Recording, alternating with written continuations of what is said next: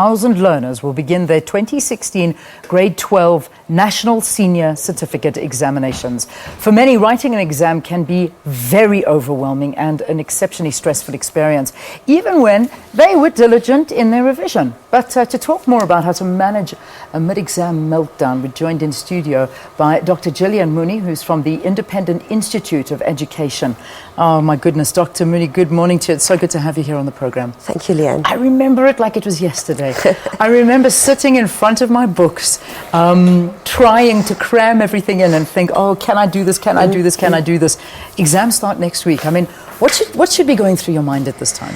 Well, I think it's the final hurdle that teachers and parents can help students get through is actually writing the exam. I think this time of the year, students are very busy going through all their work, doing all their revision. I think it's important to remember that actually getting through the exam is an important step. Yeah, that is the important step. And I suppose it's the work that you've been doing through the year. You know, you're going to understand that it's a culmination of all of that and the work that you're putting in now. And of course, you sit down during that exam and you put in the best that you can. For sure. I think the exam situation itself can be quite nerve-wracking, and even if you have worked particularly hard, you know, that formal exam environment can bring those nerves sort of to the fore. What happens if you're going through this blank, though? Because, you know, the reality is there are some students out there that are absolutely fantastic and yet put into that stressful environment, everything disappears. For sure. How do you manage yourself and the stress you deal with? Well, I think you can try to avoid it. I think that's the first step. So when you get your exam paper, go through all the questions, read the instructions. While you're going through the questions, mark the questions that you think you can answer. And always start with these. Gather your marks while you can, I think, is the simple way of putting it. If you do hit a blank, I think it's important to remember that you won't forget everything. You might forget some small details, but there will be things that you will remember.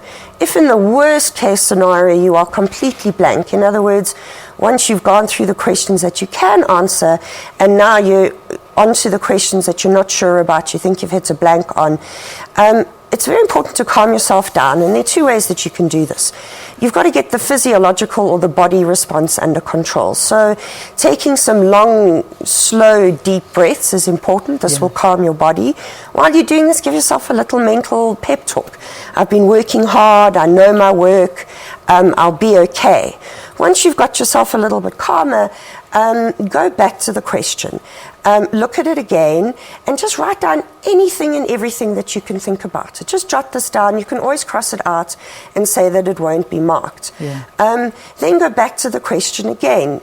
The important thing with questions is that you're always awarded marks for how you answer the question. So look at what you have jotted down and think to yourself, well, how does this answer the question?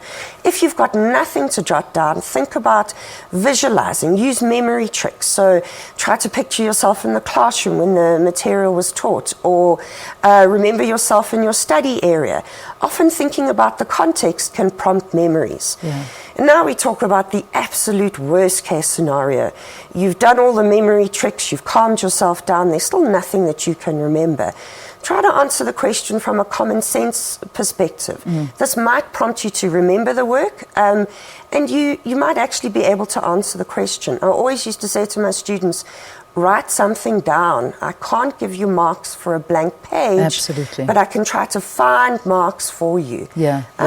And then I think always put it into perspective. You usually do get more than one opportunity to perform in a subject area. There's always more than one paper. Your year marks count towards your mark. And at the end of the day, the worst case scenario is also you do have the opportunity to rewrite. And there are lots of options post-school for you that don't necessarily require the best marks possible. Yeah, you know, the reality is it's not the end of the world. And no, a lot of but people, I think it does feel like it. It does feel like it. And I think people, you know, when you're alone and you sit there and you know that so much is hanging on this, and suddenly you actually look at this paper and you think, oh my goodness, I don't know anything. You think it is the end of the world. When do these symptoms start? I mean, do you find that the stresses of all of this come in from what grade predominantly do kids start getting this anxiety? Well, I think we put pressure on our children from a very young age. Oh, it's unbelievable. Get into the best school, make the soccer team, whatever it might be. Yeah. And I think on some level the matric exam represents the culmination of stress throughout the school career. I think in terms of exams themselves, the pressure usually starts at about grade 11.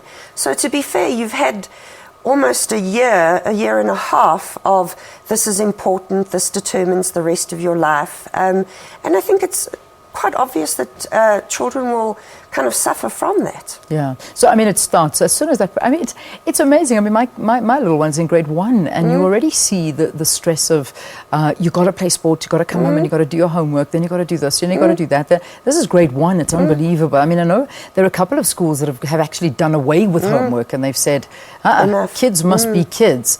And they'll work at school, but when they're at home, they won't do that. But that's a conversation for a different day, and I'd love to hear your views on that one.